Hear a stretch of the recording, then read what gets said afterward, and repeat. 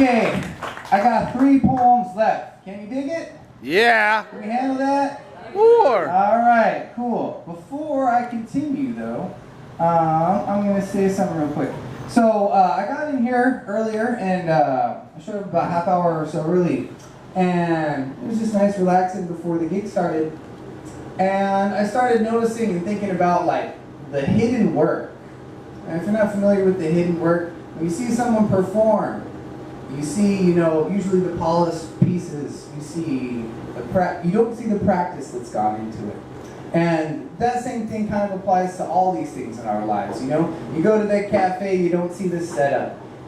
When you get your plate or your nice coffee or your meal, you don't see the work that's gone into it. When you go to the grocery store, you don't meet the people who have handled your food. You don't see the way it's prepared. So that concept, the hidden work, always comes back to me.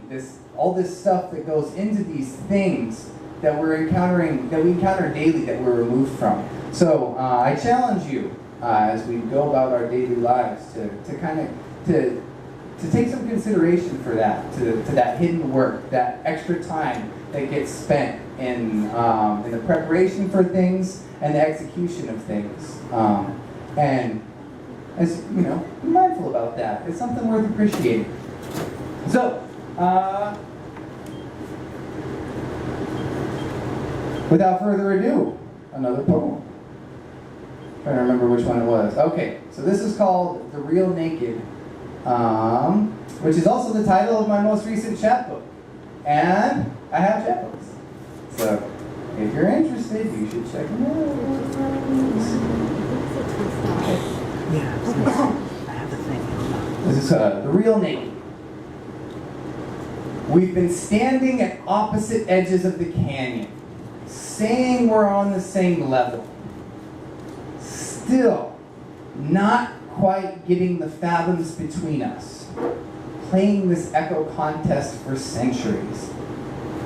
Neither of us willing to take the first falling step, sword swallow pride, and offer our heart to the coyotes. Today that changes. I've begun to unstitch my chest, ready to climb out of my ribcage, to feel the real naked. I know the leaving will hurt, but the chasm wind will be a million palms hang gliding me to common ground. I threw my back out, minding my insecurities, and if this doesn't heal it, nothing will. No more landsliding judgment. On my way down, I'm planting feathers and condors' wings.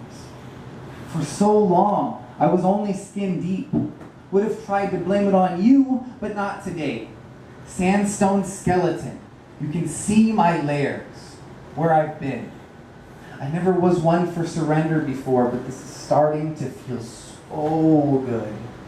The cliffs were too high to see it, the place we share. No more cloaking agreements with silent fine print. No dusting off yesterday's transgressions to stab with lonely. This is ready to listen to everything, even just howling at the sun. Finally ready. The ground is getting close. Meet me where I thought we were divided. I'll see you. Woo! So I totally lied. Now I got 3 more poems left. I almost 86 one that Dwayne requested. Oh, you can't. Yeah, but I caught myself. So take that. All right, take that, self. This is another piece about Japan. So before I begin, actually, so in Japan there's this interesting celebration called Hanami, which literally means flower viewing, or to view flower. It's like my favorite thing. People stop working, people relax, they go out and get drunk under the cherry blossoms in the middle of spring. It's pretty freaking cool, and there's just huge groups of people at parks getting drunk, hang out. It's something I'd like to see more of. It's very, very, it's very welcoming, very communal, very nice. But it happens for very short time, only 2 to 4 weeks every year. So you gotta take time for it or else you miss it. So that's why that fleeting, or that sense of fleetingness is very highly appreciated. in Japanese culture. So, yeah, this is called scatter, chiru.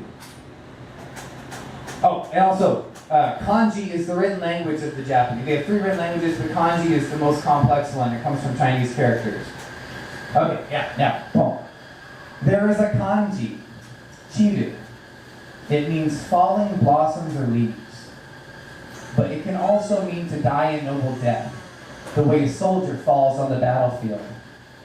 In the park with Karate Tony, I watch a shy man inscribe chiru's true meaning with cherry blossom petals scattered on the wind. Introducing himself with the fumbling, "Where are you from?" the English speakers in this country dread and brush off, he unraveled his heart and asked me, "Do Japanese people have good mind?" Hand upon his chest as he said the word mind. I like that. As I warmed, he continued in careful English with the urgency of a man that has seen beyond the veil. At 18, he fought against Chinese and Americans in dual wars. He saw everything, swam through bloodbath, watched his friends die. He was lucky. He learned to laugh again, to trust. He told us, good mind, good heart, knows no country. Looking up at me, he repeated that he was lucky to see spring, to see the cherry blossoms. They are so beautiful, but live only for a short time, just like us. After they bloom, I often stand by the river and salute the petals as they float by. I am lucky to be here, so I salute my fallen friends. When he finished, he slowly took off his hat, bowed deeply, thanked us, and walked away. Never told us his name. As I write this, the wind floats fallen soldiers across my neck and onto the legs of my jeans. Lives have rested between my fingers. Today, I count 3 in my palm. Thanks. Woo! Yeah. Oh, I just want to give it up to you one more time, Zippies. You are freaking awesome. I love coming through Everett, and you're just a wonderful, wonderful crowd. Can you give yourself a round of applause, please? Because you guys are incredible. So just one short one, and then I'll close my last one for the night. This is called Laws of Attraction.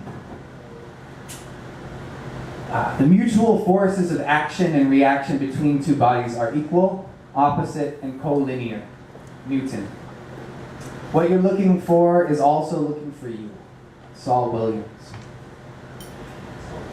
His smallest finger traces the wineglass rim of her lips, and she sings perfectly. Wind brushes her skirt, tickling her smooth thigh. He blushes slightly. Afternoon sits on the porch, brighter than the view from a jug of sun tea.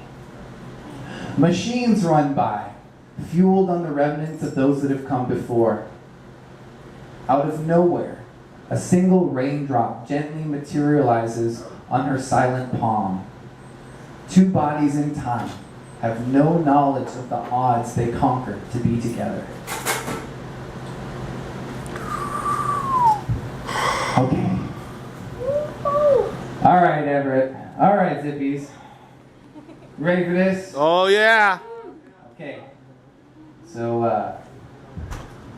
I was introduced with the nickname Mr. Cream Puff. It's actually Professor Cream Puff.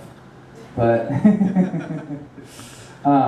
you know, the professor title is relatively new, so still trying it out. All right. This is a tough one. This really gets me in the feels.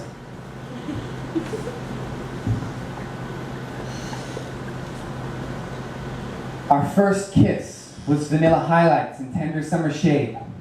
That's how I knew it was love. You had me diving into the fountain of Neverland. I was a child again, a fallen Aphrodite eyelash planted in a handstand with you on my tongue. Oh, Cream Puff. After you, I knew that calories never counted, that pounds are just love letters with your soft, sweet signature. Every piece of clothing stained with your passion burst, an easel marked priceless. Even now, my lips cartwheel at the word patisserie. Or should I say, matchmaker? They must have known we were perfect for each other. Call it a premonition. You, fluffy, light, delicate, full of sensual cream filling. Me, round, giggly, aspiring, dessert mystic, seeking greater and greater heights of whipped sugar ecstasy, cream puff. I'm dizzy. Let me fall into your cookie crumb vertigo. Hold me in your decadent love sauce, piped like freshly mixed starlight from the pastry bag of God herself. Cream puff. Cream puff, you got my lover asking questions. Where you been at? Why you got powdered sugar on your new black t-shirt? Why you keep dragging your fat ass home at 1 a.m. smelling like a bakery? I tell her I've been taking a late night cooking class, but she knows, cream puff. She knows, but she could never understand. This is forever. Your cool caress, all portable oasis as you glide onto my plate. The wink of the pastry chef as she locks the door and heads into the kitchen so we can be alone. The constant undulating honeyed rush knowing I am always $2 from orgasm. Green. How can I make her understand? She looks into my eyes and sees straight to the part of my mind I've left for you. Our special place. The part of me that is always singing, cream puff, cream puff, cream puff, cream, cream puff, cream puff, cream puff, cream. If you like it, then you should have bought a cream puff. If you like it, then you should have got a cream puff. Don't be mad, don't be scared, get a cream puff. Don't be mad, don't be scared, get a cream puff. Ha ha ha ha ha ha ha ha ha ha.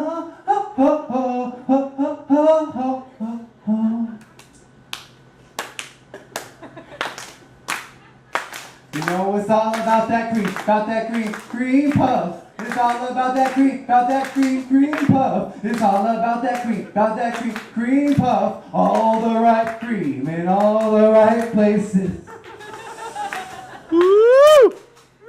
All the haters gonna hate. All the players gonna play. I just want a cream puff.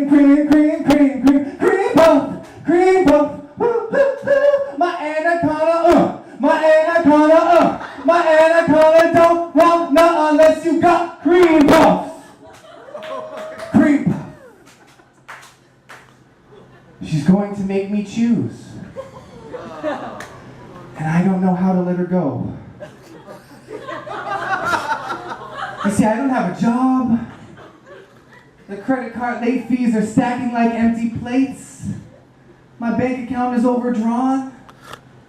And she's my only source of income. My sugar mama. My only golden hope for another night with you and your supple, subtly flaky embrace. So tonight, dear cream puff, sleep your divine sleep of angelic delight and wait for me. Wait for me. My cream puff. Woo! Cream puff. Cream puff. Thank you so much. Thank you so wonderful. Woo! Yeah, chat book's over there. $6, $7 if you got a credit card, and we can negotiate. Thank you again, and have a wonderful evening.